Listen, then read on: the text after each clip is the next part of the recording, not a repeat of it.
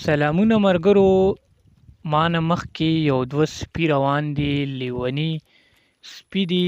چیلی هم ماتوي او انسانانو ته هم دا سپي نقصان رسولی شي. ډېر لرې غر ته ورپسې راختلی یم، دلته مې په نظر باندې رالل او مخکې ما نه روانو، خو ګزار ته نه جوړېدل ویشتلو مې چې دا سپي زه وولمه.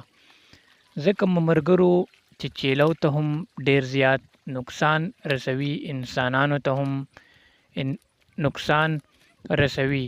ځکه چې موږ نه ملګرو شپږ اووه چیلی ماتې کې 20-25 هزار روپو والا چیلی به وي او دا موږ نه ماتې کې لیوني سپي راغلي دي.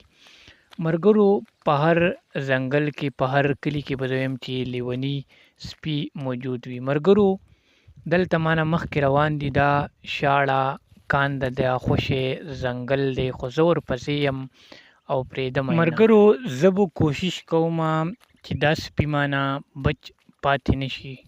زه ورپسې ملګرو ډېر زیات تیز ورپسې روان یم چې دا سپي زه پرېنږدم او د سپي ته ځان جوړ کړم چې دا دې باندې زه ډز وکړم او مړ شي، دا ختم شي، ځکه چې ډېر زیات نقصان کوي.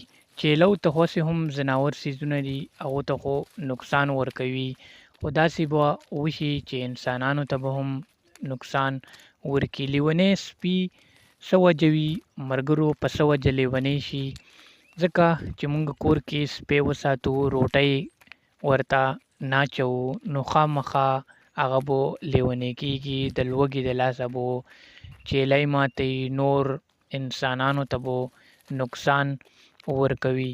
خو ملګرو زه ورپسې ډېر تیز روان یم، خو کوشش به دا کوم چې دا سپي ختم کړم او دا بیا پیدا نشي داسې سپي. ویډیو شیر کړئ.